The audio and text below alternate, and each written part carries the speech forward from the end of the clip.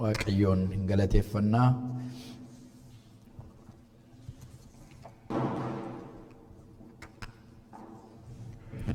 Guyyaa irraa kana torban darbe waa'ee du'aa ka'uu ayyaaneffannee har'a immoo du'aa ka'uu booddee Yesuus bartoota isaa lafa isaan jiranitti barbaaduu isaa walii wajjiniin ilaalla. Yesuus lafa isaan jiranitti barbaade. Kutaa kana gaafan ilaalu Wangeela Yohaannis boqonnaa 13 lakkoofsa 1 gubbaa kan jiru akkana jedha. Ayyaana Faasikaa dura Yesuus biyya lafaa kana keessaa gara abbaa dhaquudhaaf yeroon isaa akka ga'e beekee inni biyya lafaa kana keessatti kun isa warra ta'an kan isaa warra ta'an akkuma jaallate hamma dhumaatti jaalala guutuu argisiiseera. Boqonnaa 13 lakkoofsa 1. Yesuus biyya lafaa kana keessatti kan isaa warra ta'an akkuma jaallate. Mere duukaa bu'aa jedhame jechatti kana. Kan isaa warra ta'an akkuma jaallate hamma dhumaatti jaalala guutuu isaanitti argisiiseera. Kutaan kun baay'ee keessumaati erga waa'ee du'aa ka'uun yaaduutti ka'e gidduu waggaa kana keessa baay'ee keessa kootti namo'e. Kan isaa warra ta'an akkuma jaallate hamma yoomiitti hamma dhumaatti jaalalattamii jaalala guutuu isaan argisiise jedha. Kana gaafa laallu Yesuus Kiristoos gara biyya lafaa kana gaafa dhufee bartoota isaa kana warra jaallate warra jedhaman 12 kana eessaa isaan waame Yesuus? Jireenyi isaanii attam ture jettanii yoo laaltan baay'een isaanii jireenyi harka qalleeyyii yookaas hiyyeeyyii waan ta'aniif toora namaa keessa jiraachuu warra hin dandeenye qarqara galaanaarraa jireenya gadaanaa warra jiraatan isaaniin dhaqee barbaade. Warri bartoonni isaa kun eenyu fa'i yoo jettan warra jireenyi ittiin tolle jireenya hadhaa warra jiraatan warra jireenyi gane haalli jireenyaa warra hin toliniif kanatu kastin warra ta'an kana ofaa warra jiraatan kanatu Yesuus dhaqee isaan barbaade. Kan biraan immoo warra kamiidha? Warra sababii haala jireenya isaaniif deddeebii isaaniif sababii cubbuu isaaniitiif yookaan sababa amala isaaniitiif hawaasa gidduu jiraachuu warra hin dandeenye namarraa adda ba'anii qobaa kan jiraatan sababii amala jireenya isaaniitiif jecha hawaasi guutuun maqaa isaanii kan taargeet godhanii cubbamoota warra ta'anii achi namarraa fagaatanii qofaa jiraatan Yesuus dhaqee isaanitti mul'ate firoomfate. Namoota akkasiiti jechaadha. Isolated, casted people. Namoota akka kanaatu warra namoonni firoomfachuu hin dandeenye itti siquu warra hin dandeenye garuu Yesuus gaafa dhufee jedhu gara isaanii dhaqe. Sababa kanaaf Yesuusin maalitti hin jedhu turanii Yesuusin fudhachuu Yihuudoonni kan isaan dadhabaniif tokko kanaaf. Yihuudoonnumtu kan Yesuusin fudhachuu dadhabaniif tokko kanaaf. Tokko gaafuma dhufee dhalate Yesuus mana moototaa keessatti utuu isaan eeganiitu mana hiyyeessa gadaantuu tokko keessaan dhaqe. Kanaaf mana mootii keessaan eegu wanta ta'eef Yesuusin fudhachuu hin dandeenye. Leevelii isaanii gireedii keenyarra miti jedhanii Yesuusin. Gireedii keenyarra miti jedhan akkuma isaaniitti isas kasted godhan. Yesuusin akka kana godhan. Yeroo inni cubbamootatti sababan itti siqee warra amala isaaniitiin isolated ta'an kanatti gaafa ni dhaqee firoomfatu Yesuusin maalitti hin jedhu turanii? Yesuusin cubbamaadha. Ejjituu wajjin nyaataa ittiin jedhu turan. Isas akkas jedhu turan. Wallaalota bira gaafa ni dhaqee jedhu akka nama dadhabaa tokkootti ilaalu turani. Kanaaf yeroo inni mana qulqullummaa keessa gaaffii isaan gaafataniif deebii gaafa ni laatu gaaffii ciccimaa gaafa isaan gaafatu hin dinqisiifatu turan. Sababiin isaa iddoo isaan itti eeganii disgrade godhanii gad jallaatti sababa eeganiif waan isaan gararraa gaafanii dubbatu akkasitti hin jiru turan. Maali namni kun ilmuma Yoosef isa anaaxii sanaa miti ittiin jiru turan. Leevelii isaan itti eeganitti haasaansa sanaa gadi akka isaan itti ilaalan garuu disgrace godhu turan. Kanaaf Yesuus eenyuun jaallate gaafa jennu namoota gadi bu'oo jaallate. Namoota gadi bu'oo jaalalatti argite. Kanaaf inni walitti hidhee kutaa kana kan inni kaa'e. Warra jaallate sana warreedu warra akkasii kana jaallate. Isaan kana immoo attam godhe hamma dhumaatti jaalala guutuutti argisiisan jedhu du'a irratti fidegaa. Du'a booddee waan inni godhe. Du'aa ka'uu booddee jaroonni jaalala akkasii inni itti argisiise kuni nuyi bartoota, nuyi duuka buutota, amala bartootaa kana ofii keessatti ilaalaati, an bartuu Yesuus har'a maalirra jira jedhaati, barumsan ammas hin barsiisu kana qabadhaati ta'a ilaala. Nuyi duuka buutota, jireenyi bartootaa amma tuun isin gaafadhe hundumti keenya kaaraakterii bartoota 12 qabna. Hundumti keenya kaan Phexros ta'a, kaan Toomaas ta'a, kaan Yaaqoob ta'a, tokko amala garaagaraa qabna hundi keenya. Amala bartoota 12 kaan lola jaallata, dheekkamsa jaallata, warra amaluma garaagaraa qabna hundi keenya. Amala bartoota 12 sana kanaafitu Waaqayyo waame hunda isaanii kaaraakterii sana har'a nu gidduu waan jiruuf. Kanaaf akka kanattiin ilaala. Du'aa ka'uu booddee jaroonni akka kanattiin hawaasa gidduudha, koomunitii gidduudha, lafa jirani kastir ta'an sababii amala isaaniif haa ta'u, sababa haala jireenya isaaniitiif haa ta'u kas ta'an kana jaalala Yesuus itti argisiise kana gaafa inni gaara Golgootaa adeemu namni tokkollee jaalala kana recognize godhanii wajjin duuna jechuu hin dandeenye. Irraa baqatanii sokkan. Isa kana torba ilaalleerra. Irraa baqataniitu deeman. Qobaa isaatti dhiisanii. Kutaa keenya har'aa kana gaafa ilaallu mana cufatanii taa'uudha. Mana cufaa keessaan ol lixeetu manni hundumtu cufaadha, girgiddaan cufaadha, qaawwiin jiru, banaan ittiin seenan tokko hin jiru. Yesuus Kiristoos mana cufaa keessaan ol lixeetu harka isaa diriirsee akkasitti hin jedheen. Hin sodaatinaa ittiin jedheen. Meeseejiin kun isaaniifi right message. Yeroo sana keessa maal keessa jiru jarri kun jenne sodaa guddaa keessa jiru. Maal sodaatu? Waan gurguddaa lama kan isaan sodaatan. Tokko Yesuus duukaa turan wanta ta'eef Yihuudoonni waan isaan Yesuus irratti gochaa turan ija isaaniitiin argaa turan. Kanaaf wangeela Yohaannis boqonnaa 8 lakkoofsa 59 gaafa dubbifattanii 59 boqonnaa 8 gaafa dubbifattan Yihuudoonni Yesuusin ajjeesuuf dhagaa funaannatan jedhe. Inni garuu jalaa miliqee karaa tokko deemee kana in argu bartoonni. Yihuudoonni waan isaan Yesuusin godhan gochuudhaaf waan isaan barbaadan ija isaanii guutuu duukaa bu'anii ilaalaa ture waan ta'eetiif. Wangeela Yohaannis boqonnaa 16 gaafa dubbifattan 16 gaafa dubbifattan immoo Yesuusin ammas Yesuus Kiristoos gara mandara isaanii dhaquudhaaf jennaani bartoonni arganiiru boqonnaa 8 irrattis arganiiru akka isaan ajjeesuudhaaf jedhan beeku wanta ta'eef Toomaas inni kutaa kana keessatti har'a amantee akka du'aa ka'uu Yesuus namoonni itti naan fudhachuu dideedan asirratti garuu wangeela Yohaannis boqonnaa 11 lakkoofsa 16 irratti Yesuus nan deema gara isaanii naqanne gara mandara isaanii naqade Alaazaar gara kanatti dhaquuf jennaanitu hin ajjeesu akka isaan ajjeesuu barbaada waan beekaniif Toomaas akkasitti hin jedhe. Bartootatti galagalee bartoota jajjabeesse akkasitti jedhe. Kottaa nus barsiisaadhaan wajjiniin dhannee hin duunaa jedhe. Akka isaan ajjeesuu barbaadanii beekachaadha. Bartoonni beekachaadha.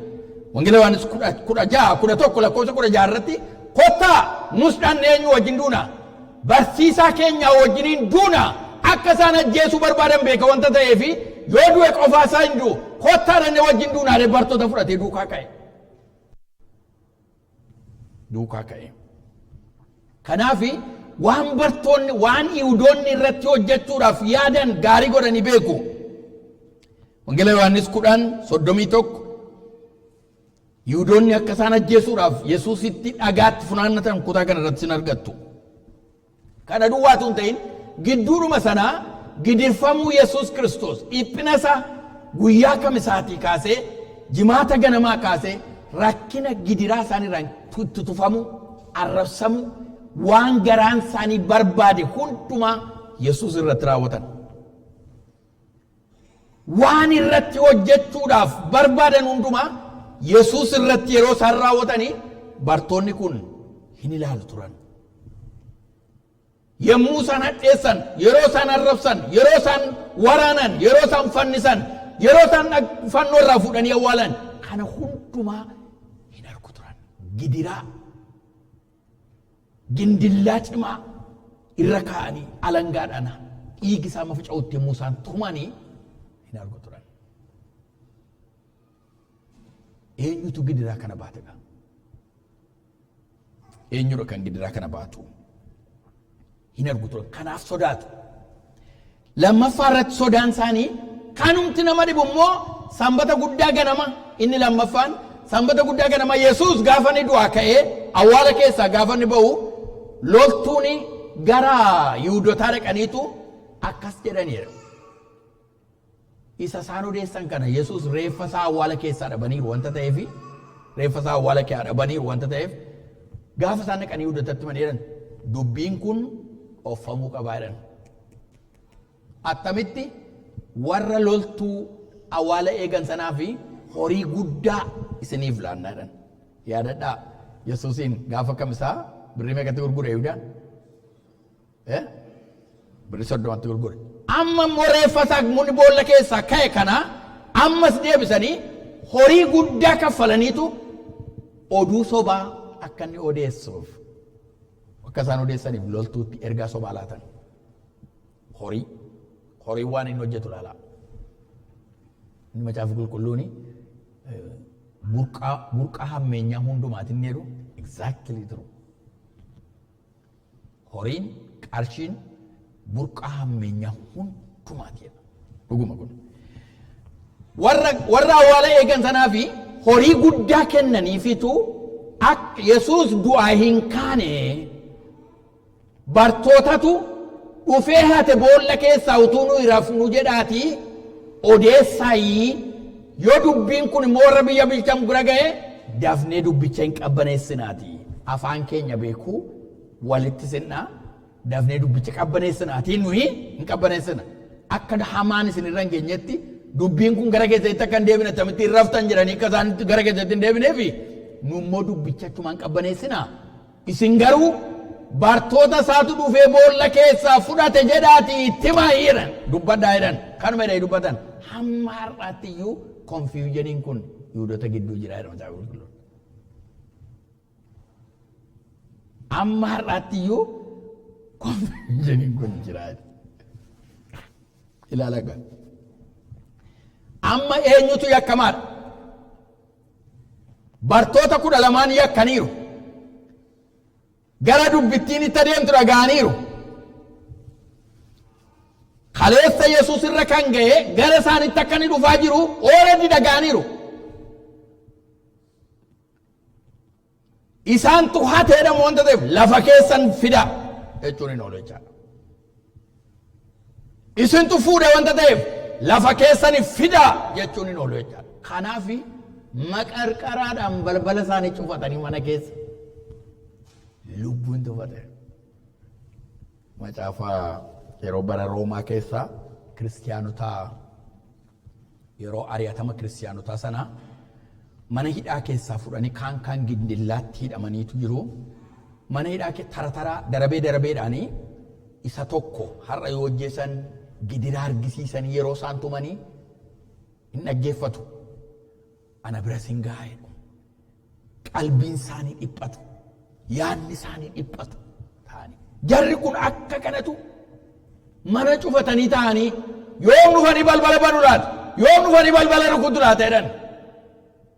Namni gaafa dhufu balbala cufaadhaan seenuu hin danda'u wanta ta'eef. Yoo dhufanii balbala rukutu laata yookaan hin cabsu cabsanii tolli xulaata jedhaniitu hin eeggatu turani. Utuu isaan du'a ofirratti eeganii sagalee du'aa duwwaatu gurra isaanii irraa iyya. Sodaadha. Salphaan isin itti hin fakkaatin.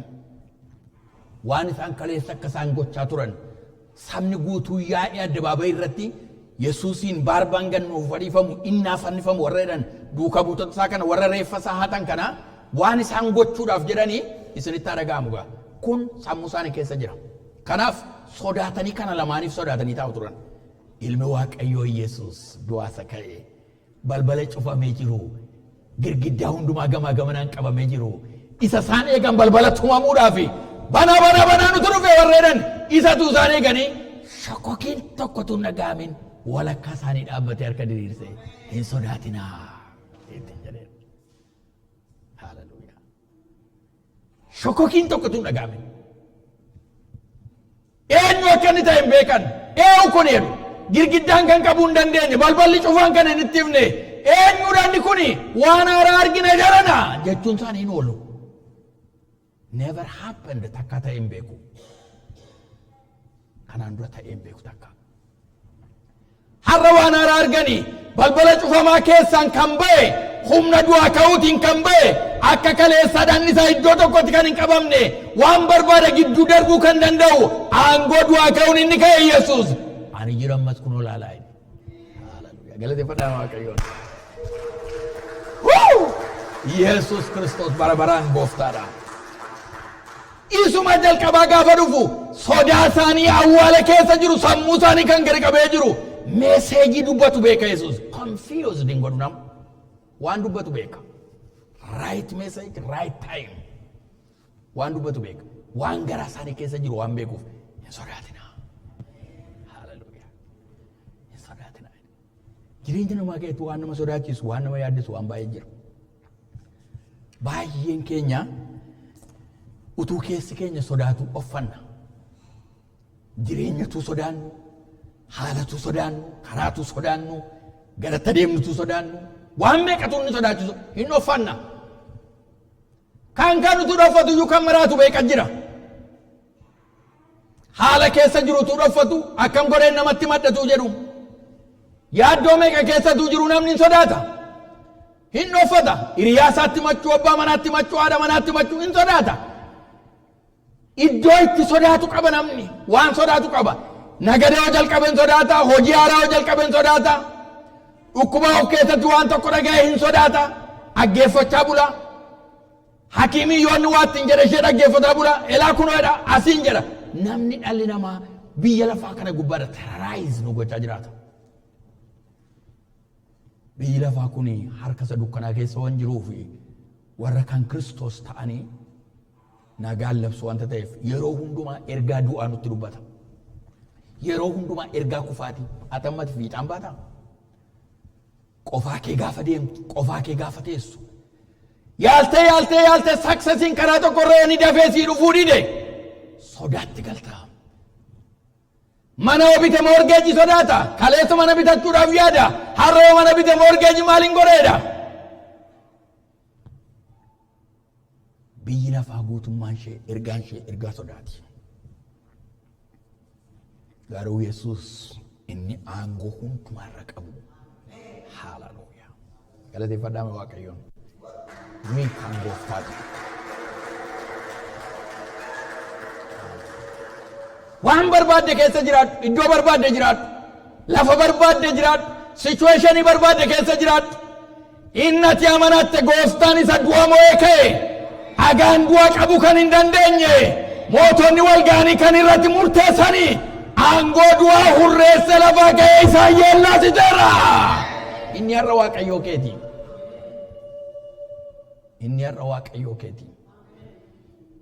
Gooftaa keetiin. Isa nuyi duukaa buune. Gaafa nuyi dubbachuu hin dandeenye. Ija namaa dura guutuu hin dandeenye. Gadi sanatti yeroo nama hundumaa irratti disgrace taate gaafatu jirtu. Inni si waamee har'a karaa kanarraa hin geessi dhiisee hin deebi'u. Itti marmaara ture maqaan isaa ulfaatu. Itti marmaara ture. Itti marmaara lafa isaan jiran dhaqe. Hin mul'isuu kun amma. Galanni isaaf haa ta'u. Hamma dhumaatti jaalala guutuutti argisiisan. Hin mul'isuu amma Yesuusiin kun. Dhuguma mul'isu. Kaleessan ni jaallate har'a immoo deebi'ee haala isaan keessa jiran kanatti nagantan, nadiiftan, qofaatti nadiiftan, complain waan godhu waan baay'ee qaba. Waan baay'ee qaba. He never says single word. kan inni dhaqee gaaffii isaaniitiif deebii kenne maleessaati. Dhukkuba isaaniitiif fayyina hin sodaatinaa ittiin jedhedha. Hin sodaatinaa ittiin jedhe. Galanni isaaf haa ta'u. Kana duwwaa miti. Lammaffaa irratti hin sodaatinaa argattiin jedhee booddee nagaan isiniif haa ta'u. Mifiroo tokko yaadame. Jaroota isaan bakkeedhaa eegan suni eeboodhaaf qoncooraa guuranii dhufanii nu ajjeesu jedhanii yaadu. Har'a garuu kan isaan jiran keessa situation isaanii daayivarti kan godhu sagalee addaa dhagaa jiru. Kan keessa jiran sodaa. Waan isaan eegan isin ajjeefna, isin balleessina tanfannifnaadha. Har'a garuu kana miti kan isaan nagaan jennaan eenna hin sodaatin argee booddee nagaan isiniif haa ta'u. Wisiim eenyudhan? Eenyudhan? Nagaan isiniif haa ta'u ittiin jedhe. Beeka dhukkuba isaaniitiif. Waan keessa akka isaan jiran, keessi isaanii maal keessa akka inni jiru Yesuus beekoo galanni isaaf haa ta'u. Nagaan kun eenyu nagichumtiyyuu? Nagaadhumtiyyuu nagaan eenyudha? Macaafa qulqulluuni? Nagaan humti ofiisaati eenyu? Yesuusi nagaan isiniif haa ta'u kunoo isin biran jiraani. Kaleessa ana buddeenni jiraannaa ana yoo nyaattan barabaraan hin beeloftan jedha. Wangeela gaafa kamisaa guyyaa sadii booddee guyyaa saddeet booddee ofuli guyyaa 13 ol 14 keessa ta'a kutaan kun. Guyyaa saddeet booddee erga du'aa ka'ee jedha wanta ta'eef sanbata guddaa lammaffaa irratti itti mul'ate. Mana cufatanii taa'u wanta ta'eef naannoo guyyaa 13 14 keessa ta'a. Isa fuuldura ana buddeenni jireenyaa deetu ana ittiin jedhetti dubbata ture. Ana ittiin jedha. Har'a immoo dhufee nagaan isiniif haa ta'u ittiin jedha. Nagaan eenyu? Nagaan Kiristoosi. Nagaan Kiristoosi. Nagaan Yesuusi. Isaayyaas boqonnaa 9 lakkoofsa 6 gaafa dubbatan hangafa nagaa jedhee hin waamamaa. Ilmi nuuf kennameera. Inni eenyudha? Hangafa nagaa jedheetu waamamaa jedha. Hangafa nagaa jedhameera. Wangeela Yohaannis 14:27 nagaa isin biratti nan dhiisa. Nagaan koo isiniif kennu. Ani akka biyyi lafaa kennuttan isiniif kenna miti. Garaan keessan hin raafamin jedha. Nagaa isa biyyi lafaa kennuun isiniif kenna miti. Nagaa koo fudhadhaa. Nagaa koon isin biratti dhiisa. Nagaa koo fudhadhaa. Hin raafaminaa garaan keessan hin raafamin.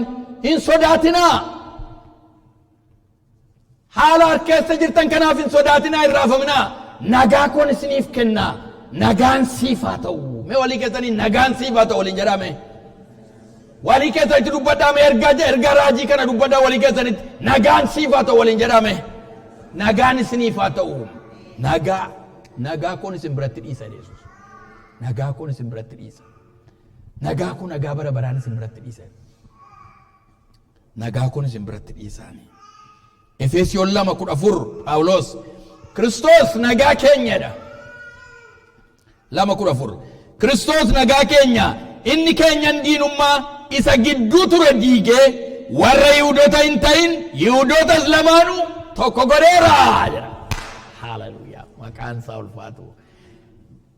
Maal jedha Kiristoos maal keenya? Nagaa keenya inni maal diige? Keenyan diinummaa diige jedha. Haleluuyaa. Hadiigu Waaqayyo. Hadiigu.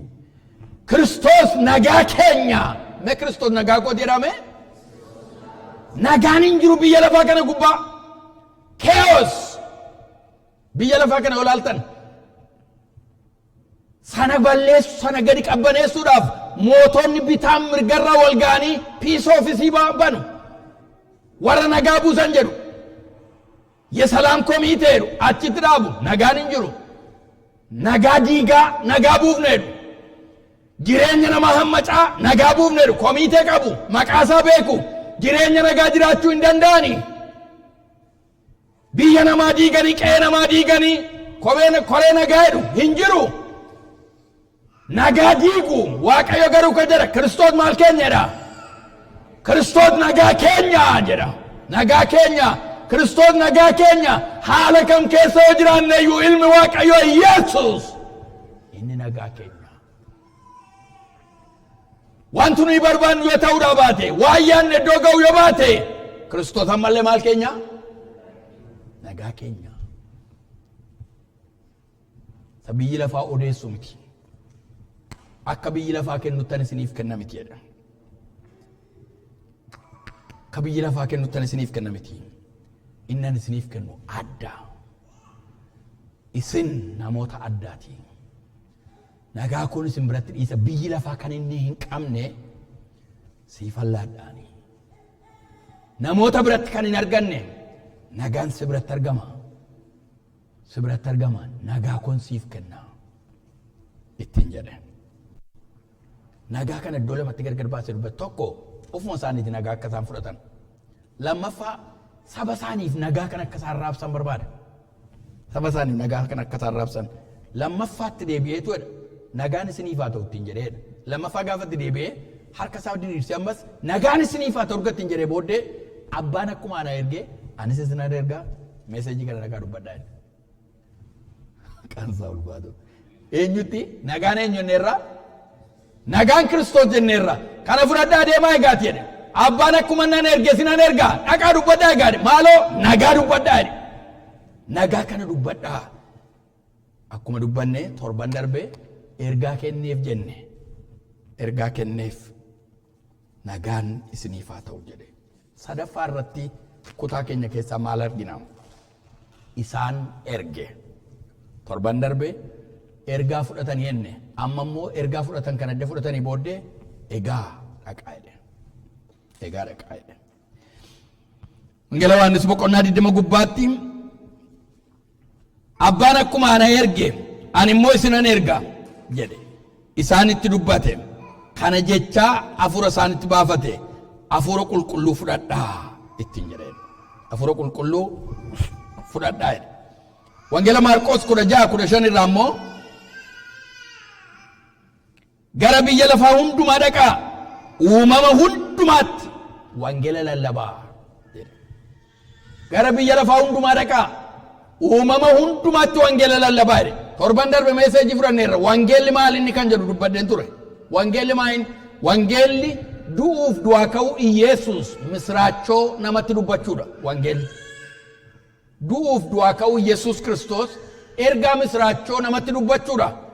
Isa warri Yihuudoonni confusionii uuman sanatu hin ta'in argineerra wanta ta'eef isin argitaniittu adda baafattaniittu ni jedhe. Irra deddeebi'eedha. Hojii ergamootaa boqonnaa tokko irratti karaa hin mamsiifne. Mee karaa hin mamsiifne dhaame? Karaa hin mamsiifne irra deddeebi'ee bartoota isaatti erga dubbatee booddee egaa jedhe. Isinan ergaati gara biyya lafaa hundumaa dhaqaa jedhe. You will be the witness ittiin jedhe. Dhuga baatota koo taatu egaa dhaqaa jedhe. Arganiiru waan ta'eef ergaa isaan erge. Jarri kuni Yesuusin gaarii godhanii hubataniiru. Tokko Yesuus amma egaa qophooftaniittu ergaa guutuu argattaniittu waan dubbattan qabdu meeseejii jechaadha. Waan dubbattan already qabdu qophooftaniittu ergaa guutuu qabdu amma deemaa egaa hidhattaniittu waan barbaachisu hundumaa hidhattaniittu ergaa guutuu of harkaa qabdu hir'uu miti. Ergaa guutuu of harkaa qabdu du'ee kan du'aa kee argitaniittu nabartaniittu eenyu kan ta'e argitaniittu kana booddee you ready to go. Waggaa 3 guutuu Yesuusii wajjin turan jarri kun bartoonni kun waggaa 3 dhiphina isaa fannoo isaa du'uu isaa du'aa ka'uu isaa ijaan argan. Wantoota kana yaadadhaa sammuu keessatti gaariidha. Waggaa 3 guutuu wajjin turan Yesuustu isaan barsiise. Dubbiidhaan jireenyaan laayifii isaa sheer godheef. Amantiin kiristiyaanaa firoota koo amaneeraa duwwaa miti. Amaneeraa duwwaa waan nuuf ta'a ture gooftaaf jennee yoon dhiifnu ta'e maqaadhaan duukaa jiraachuu hin dandeenyu. Kana waa'ee duuka buutuu irratti baranneerra yeroo baay'ee. Waan nuuf ta'a jennee yaannu sababa isaatiif jecha hin dhiifnu yoo ta'e amantii miti sun. Waggaa 3 guutuu ta'anii life sharing jireenya hireef irraa baratan. Jaalala abbaa barsiisa ture. Lammaffaa irratti dhiphina isaa ija guutuu argan. rakkina isaa ija guutuu argan, hadheeffamuu isaa ija guutuu argan, fannifamuu isaa ija guutuu argan, du'uu isaa ija guutuu argan, awwaalamuu isaa ija guutuu argan, gaafa ni du'aa ka'u ija guutuu argan. Amma jarri kun witnessii ta'uu hin danda'anii? Dhugaa ba'uu hin danda'anii waa Yesuus? Sabaa hin danda'anii? Namni misikiriini waan argee waan dhagee dubbata mitiire? Waan dhagee dubbata. Warri kun garuu iddoo sana turan wanta ta'eef waan ta'e hundumaa gaarii godhanii beeku turan. Kanaaf dhugaa ba'uu dandeessuutti hin jedhe. Awwaalamuu isaa arganiiru, du'aa ka'uu isaa arganiiru. Egaa deemaa hamma daarii lafaatti dhugaa baatuu koo taa'e. Dhugaa baatuu koo. Mee dhugaa baatuu jedhame? Hamma daarii lafaatti kana booddee gaati deemaa na argitaniittu, na bartaniittu, eenyu kan ta'e beektu, ergaatii deemaa ittiin jedhe. Egaa dhaqaa jedhe bartoota. Hundi keenya iyyuu bartoota gooftaati, duukaa buutota gooftaati. Hundi keenya iyyuu egaa deemaa ittiin jedhe. Tajaajilli arguurraa jalqaba. Jireenya gooftaa hin arginu yoo ta'e, baay'een keenya keessa kan jirru, hundumti keenya tajaajiltoota waaqeffachuunis tajaajila. Waan dubbachuu barbaade kutaa kana irratti. Tajaajilli jireenya keenya fi arguurraa jalqaba. Namoonni baay'een jireenya Yesuus hin dhaga'an malee Yesuusin hin beekan. Yesuusin hin beekan. Yesuus Kiristoos very serious kana irratti arganiiru wanta ta'eef akka isaan conformid godhataniif irra deddeebi'ee hubadhaa. Irra deddeebi'ee karaa hin mamsiifne isaanitti mul'ateera. Irra deddeebi'ee karaa hin mamsiifne hojii ergamootaa boqonnaa tokko. Irra deddeebi'ee karaa hin mamsiifne isaanitti mul'ateera. Why? Reasonii qaba waan ta'eef. On hin ofii miti jechaadha. Gaafa barbaade ta'e gaafa barbaade kan hin taane miti. Irra deddeebi'ee kan farma akka isaan godhataniif. Irra deddeebi'ee irra deddeebi'eedhaame. Irra deddeebi'ee karaa hin mamsiifne ija guutuu akka isaan argan itti mul'ateera. Sittaa mul'atu gooftaan. Nuttaa mul'atu gooftaan firoota koo. Gaafa sana yaa mana koo yaa jireenya koo yaa qodaa koo jechuun hin jiru. Duukaa bu'uudha malee. Itti dubbateera. Kanaaf jara kana gaarii godhee barsiiseera. Waggaa 3 walakkaa duukaa ture isaan barsiise. Jireenya isaa guutuu arganiiru. Gaafa inni waan qabu hundumaa kennuuf arganiiru. Yeroo isaan beelaan yeroo inni gadduuf arganiiru. Isaaniif jedhee muunni mukatti fannifamus arganiiru. Kanaaf you will be the witness. Akka dubbadhaa. Yeroo tajaajilatti gaafa dhufanii arguun baay'ee murteessaadha.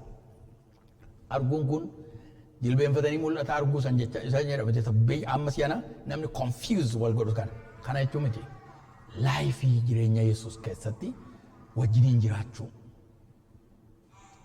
Wajjiniin jiraachuu. Namni Kiristoosii wajjin jiraatu immoo dubbiinsaas jireenyi isaas hin beekamu. Amma si'ana namoota dhimma isaa jiraatu naggaadeedhaanitu Waaqayyo hojii isaaf si barbaade namichi yaadi isaa hin jiru. Hojii isaa gad dhiisee babba'ee asii waldaan hin fudhattu dubbiin harkaan mi'aawu. Dubbiin harkaan mi'aawu wanta ta'e waldaan hin fudhattu namichi lafa onaa keessatti rakkata.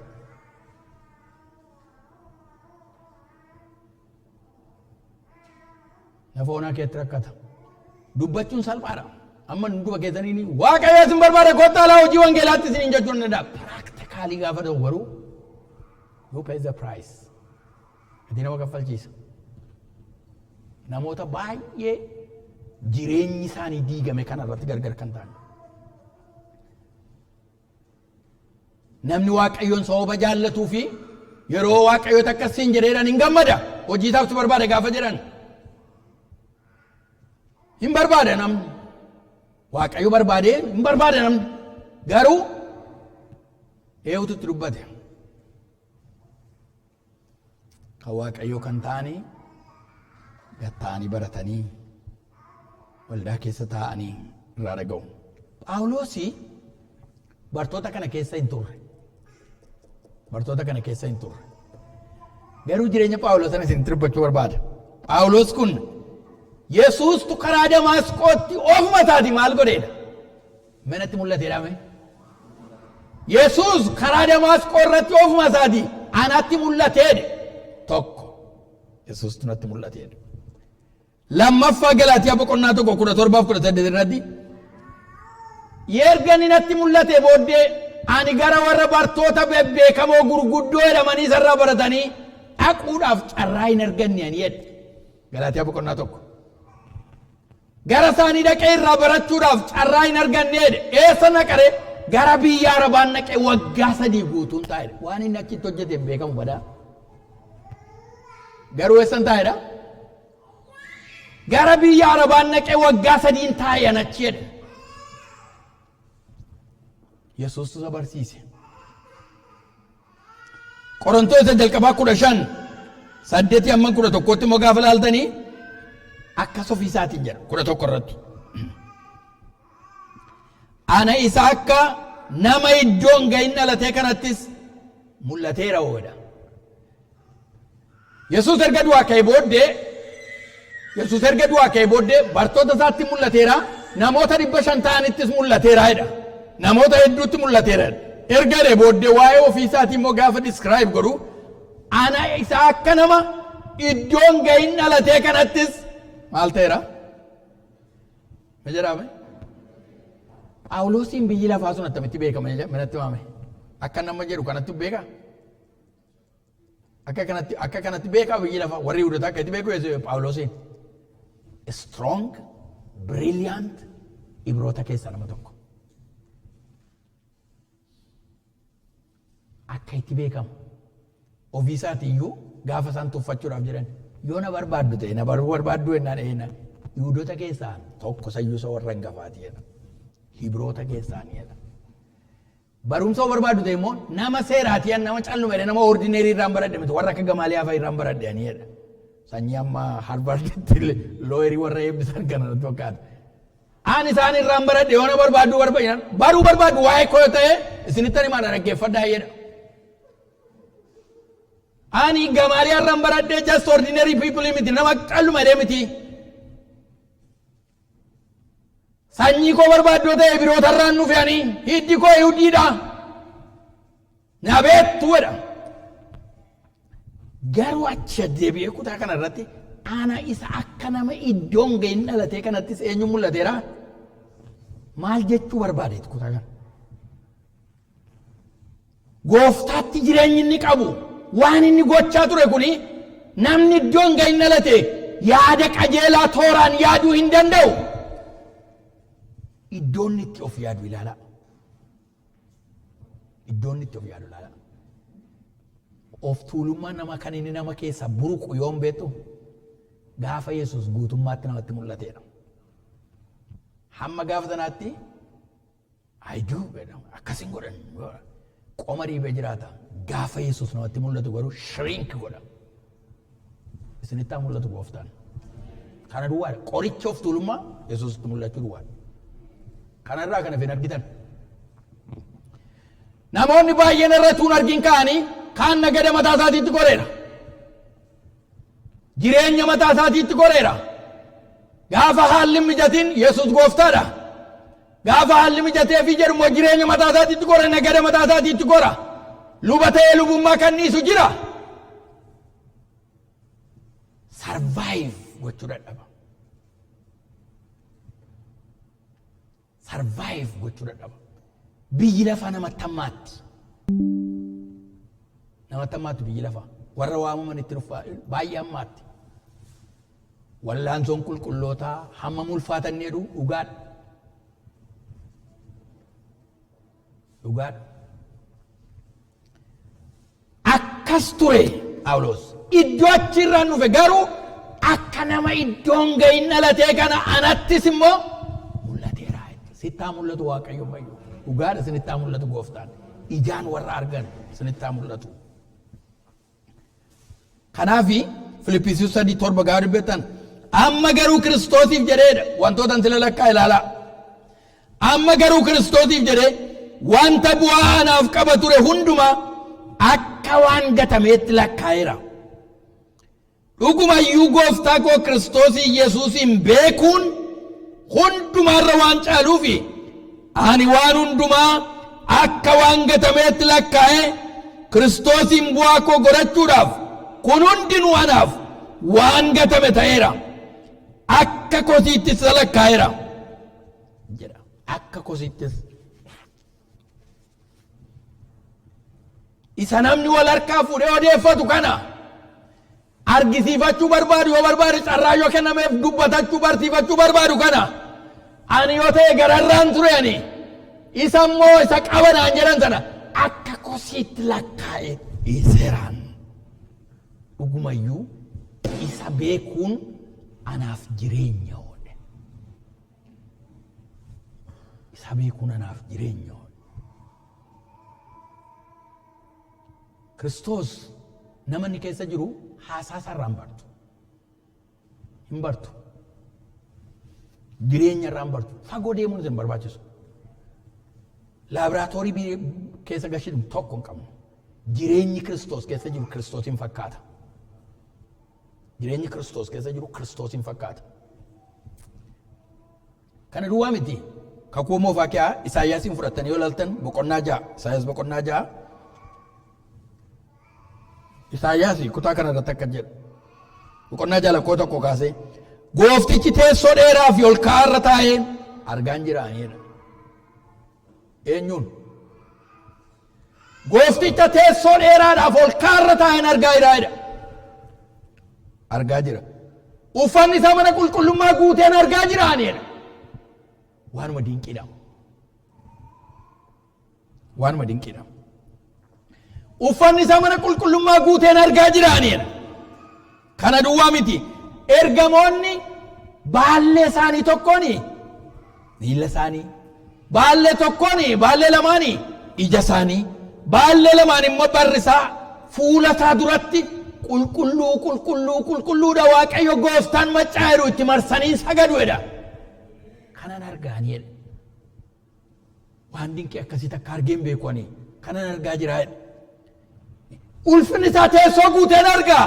Ol ka'eetuun jiruun argaani Waaqayyoon hin argaa jiraadha. Kana duwwaa miti waan inni arge. Gaafa achi deebi'u immoo wayyoo anaaf. Ani eenyu? Nama cubbamaa. Phaawulos maal ofiin jedha sila? Nama akka iddoon ga'in dhalatee kana ofiin jedha. Isaayyaas immoo maal jedha? Ma jedhame maaloo? Ana nama cubbamaa. Sabnan gidduu jirus maalidha? Saba cubbamaa gidduu jiraadhu wayyoo anaaf. Namni cubbamaan Waaqayyoon argee jiraachuu hin danda'u. Wayyoo anaaf jedha. Dura boqonnaa tokko amma boqonnaa 5 gaafa ilaaltan Isaayyaasi Israa'eliin maal jedha? Wayyoo siif ittiin jedha ture. Itti baay'ee isinatti fakkaate Isaayyaasi boqonnaa 6 irra ga'eetu likkiitti deebise. Toora galittiin jedhe. Toora galittiin jedhe. Gooftaa malee dhalli namaa jabina hin qabdu. Faarfannaa tokko Alamaayyoo yeroo beekullee Booranaa jabinni guddaan namaa xiqqaa Waaqaan geessu jedha. Faarfannaa jallee toora isaan beeku. Jabinni guddaan namaa maaloon geessu? Hin beeku. Teoloojiin isaallee akka inni itti adeemu hin beeku. Waaqayyo xiqqaan qabu. Maqaan isaa ulfaatu garuu jechatti nas dalti. Isaayyaas akka jedhe Waaqayyoon an argaa jiraani jedhe. Ulfinni isaa mana qulqullummaa guuteen argaa jiraani jedhe. Ergamoonni biyyoorraa kan hin uumamne. Ergamoonni kun nama kan hin ta'in baallee qulqulluu kan ta'ani. Baallee isaaniitiin ija isaanii haguuggatanii arguu hin dandeenye. Baallee lamaan fuula isaa duratti barrisaatu qulqulluu qulqulluu jedhanii sagadu turan kanan argaa. Achi gaafa deemu immoo cubbuu kana ofirratti argee. Isa booddee isaafis qoricha isaa kenne Waaqayyo. Baalleedhaan tokko dhufeetu irra basaatti buusee qullaa'e. Kana booddee akkas jedheedha. Sagalee guddaan dhaga'eedha. Maayinna eenyutu ergaa naaf dhaqaa kan jedhu dhaga'eedha. Eenyutu ergaa naaf deema jedhe. namni utuu hin bayin utuu hin deemin wanti ni gochuu qabu fuula Waaqayyoo dura taa'ee Waaqayyoon baruun baay'ee gaariidha. Utuu hin bayin fuula Waaqayyoo dura taa'ee baruun baay'ee gaariidha. Barri kun bara hunkuramaadha. Bara hunkuramaadha. Ammas yana waan nuyi dhageenyu raajonni kunoo meejeriidha, maayineriidha. Kan hojii dubbachuun badaamu barbaachisaa miti. Meejeriidha, maayineriidha. Anas diba raajii taata, maal taata. Sooshaal miidiyaa irra guutee kan jiru kana. Na jalatti hojjettaa. Sooshaal miidiyaa irra guutee kan jiru kana. Arguun baay'ee murteessaadha. Museen tulluu Siinaa irratti Waaqayyoon arganii jedha. Waaqayyootti mul'ate. Maal godhittiin jedhe? Saba koo harka warra miidiyaan keessaa ana baasi. Museen immoo maal jedhe gaafatan? Annama jabaadha jedhe. Yes, nan danda'an humna qaba. Gochuu nan danda'ani. Mana mootii keessan guddadhe. Seera mootichaa beekaani. Irraa baradheeran taa'e. Gola ishee bakkee ishee gaarii godheen beekan jenne. Gaafa Waaqayyo akkasittiin jedhu. Nama gara biraa barbaaddadhu maaloo. Anoo nama arraba diidaati. Maaloo jedha Waaqayyoon. Si'a meeqatti deddeebi'ee garaa laachisiifate Waaqayyo. Musee. Si'a meeqatti deddeebi'ee garaa laachisiifate. Waaqayyo gaafa akkasittiin jedhu Museen gara ofiisaatti gaafa deebi'u ani gingera dubbachuu hin danda'u. Maaloo nama gara biraa barbaaddadhu ittiin jedha ture. Ittiin jedha ture. Arguun baay'ee murteessaadha. Bartoonni isaa konform edda isaan godhatanii booddee egaa deemaa ittiin jedhe. Ergaa deemaa jedhee booddee arfaffaa irratti maal ittiin jedhee aboo isaaniif kenneedha. Ishee kana dubbadheen dhaaba yeroon keenya deemtetti waan ta'eef ishee kanatu hin dubbatin fixuun barbaadu. Aboo kenneef jedha. Wangeela Maarqos boqonnaa 10 lakkoofsa tokko yaa dubbattan. Yesuus bartoota isaa hundaa bartoota isaa 12 ofitti waame. Hafuurota xuraa'oota akka baasaniif dhukkubaa fi dhibee hundumaa akka fayyisaniif aboo isaaniif kenne. Gaafa erge jedhu aboo immoo isaaniif kenneedha. Bartoota isaa kanaaf erguu duwwaatu hin ta'in torban darbe meeseejii fudhatanii jenne har'a hin ergaman jenne gaafa ergaman immoo maal godhe aboo kenneef maal akka isaan barbaachisu hidhata guutuu akka isaan qabaataniif aboo isaaniif kenne. Meeshaa waraanaa kenneef. Meeshaa waraanaa kenneef. Biyya lafaa kana keessatti mootonni gaafa hojii irratti assaayin nama godhanii humna namatti laatan. Commander in chief biyya kana amma kan lolatti bobbaasu waraana kan geggeessu eenyudha? Biden pirezidaantiidha. Paarlaamaa keessa kan jiran namoonni dandeettii qaban isa caalaa iyyuu dandeettii guddaa kan qaban paarlaamaa keessa kan jiranii namoota gurguddaa jira. Taa'anii haasa'uu danda'u. Waraana garuu ajajuu hin danda'an. Waraana kana ajaju eenyu? Tokkicha duwwaadha isa duwwaadha pirezidaantii isatu saayin godha. Yesuus Kiristoos meeseejii edda kenneefi booddee deema argattiin jedhee booddee immoo biyya lafaa kana akka ishee yaaddutti tun ta'ini aboo isaaniif kenneedha. Haaleluyyaa galateeffadhaa Waaqayyo. Kana duwwaayyuu miti kan nama ajaa'ibu akka jedha. Kana natti amanu sana hojjedhe caalaatti iyyuu hin hojjetattiin jedhee aboo kenneef jedha. Ofiin gaditti ilaale miti. Aboo kenneef jedha. Aboo isaaniif kenneef. Aboo. Maatiyos 16:19. Banaa mootummaa Waaqaa siifan kenna. Waanumti ati lafarratti hiite Waaqarratti si dhamata. Waanumti ati lafarratti hiikte immoo Waaqarratti hiikamaa hin ta'a. Yommusumas Masiihicha ta'uusaa nama tokkotti iyyuu akka isaan hin himne bartoota isaa dhowwe. Mee ilaalame aboo kana ilaalame waan ati lafarratti hiite. Haleluuyaa. Aboo keessa beektu masin. Mee ilaalame eessa lafarratti kanatti hiite waaqarratti si dhamaa hin ta'a. Qulfii fuudhee harka keenyatti kennee deeme jala. Mee banaa mootummaa waaqaa dhaame. Kutaa kana wangeela dhaqaa dubbifadhaan ofii keessaniiti. Maatiyos 16:19 ofii keessanii bartoota sin mee an duuka buutota dhaame harka keessan ol kaasaati mee duuka buutota dhaame kutaa kana gaafa dubbiftan ilaa isin duuka buutota wataata warri kana kileem gootan ilaa akkasiniin jedha banaa mootummaa waaqaa siifan kennaaniidha. Si harka jira jechaadha. Nama waaqayyootti araarsuun nama hidhaasaarraa hiikuun anaaf si harka jira jechaadha. Banaa mootummaa waaqaa siif kenneera. Lafarratti kana tiite waaqarratti dhamaa ta'a. Si jina walii galaa jechuusaati waaqayyo. Yaada kee wajjina walii gala. Waan ati jette fiixaanan sii baasa. Kan ati hiikte nan hiika. Kan ati hiites nan hidhaan. Naa jinjiraadhu maleessaati harka kee keessa jira qulfiin. Qulfiin harka kee keessa jira. Si'a tokko meeshaa tokkotu jira jedhu maqaa isaan irraanfadhe. Meeshaan kun waan itti bu'e hundumaa warqee godhaa jedhu. Warqee godhaa jedhanii hin yaadu. Itti hojjetame itti argatanii bira gaane keemikaalii isaa sana itti argatanii bira geenye jedhan. Waan itti bu'e hundumaa warqee kan godhutu jira meeshaan hojjetamaa jedhan. Garuu hin hojjetamne ammaatti. Waan itti bu'e hundumaa warqee godhaa silaa hundumaa maaltu nama rakkise meeshicha fudhatanii kanumatti gaafa bu'anii jedhanii oloon dhalamaa warqeen akkasitti dhaabbata sila.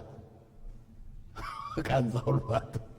Yesuus Kiristoosii waaqarraa gaafa gara keenya dhufee jedhu nuunis lafa itti kufnee jiru satat godhee ol kaasee bantuu qulfii bara baraa fuudhee nutti kenneetu banaan mootummaa waaqayyoo si harka jireedha. Garuu nu yoo harkatti baanneetu kan biraa kajeella. Si harka jira. Master key. Si harka jira. Maatiyos 18:18 ani dhugumaanan isiniin jedha waanumti isin lafarratti hiitan waaqarratti si dhamaa hin ta'a. Waanumti isin lafarratti hiiktan immoo waaqarrattis hiikamaa hin ta'a. Ittiin jedheedha. Maatiyos 16 ammas Maatiyos 18 irratti sanumatti deebi'ee dubbata. Maarqos 16 irrattis aboon isaaniif kennameera jedha. Kutaa keenya har'aa kanas gaafa laallu wangeela Yohaannis 20:23 isumaan dubbisaa ture. Cubbuu isaaniitti kan isin dhiiftanii fi cubbuun isaanii isaan dhiifameera. Cubbuu isaanii kan isin hin hiikne cubbuu isaaniitti hidhamaniiru jedha. Bartoota isaatiin ammas irra deebi'ee du'aa ka'uu booddee maal ittiin jedhe kaffaarame godhe kana. Inni warra amman dubbise tuni du'aa ka'uu fuuldura jiru. Du'aa ka'uu booddee ammas gaafa ga'ee jedhu cubbuu isaaniitti kan isin hiiktan maal ta'aniiru? Cubbuun isaanii dhiifameeraaf. Cubbuu isaaniitiin kan isin hiitan immoo cubbuu isaaniitiin hidhamaniiru. Ittiin jedheedha. Aboon ammas confirm. Hallelujah. Maqaan isaa ulfaatu akka godhe. Dhumarratti amantiif jireenya of keessaa qabu. Amantii jireenya of keessaa qabu. Akka nuyi amannu barbaada. Waaqayyo kana amanaa jiraadhaa gaatiin. Ishee dhumarratti kana amanaa jiraadhaa ishee lakkoofsa 20 gubbaa akka jiru dubbiseen waaqayyoon kadhanna. Yesuus macaafa kana keessatti kan hin caafamin milikkita kan biraa baay'ee bartoota isaa duratti hojjete. Isaan kun garuu Yesuus Kiristoosichi ilma waaqayyoo ta'uu isaa akka amananii fi amanachuu keessaniinis maqaa isaatiin jireenya akka qabaataniif kana hundumaa godhe waaqayyoodha maqaan isaa ulfaatu. Amantii akka qabaatan maqaa isaatti amanuudhaan jireenya bara baraa akkasiin qabaataniif kana hundumaa godheedha. Maqaan isaa ulfaatu. Kana hundumaa godhe Yesuusii. Firoota koo du'aa ka'uu booddee lafa isaan jiranitti Yesuus isaan barbaade ol kaanee dhaabbanne waaqayyoon galateeffadha.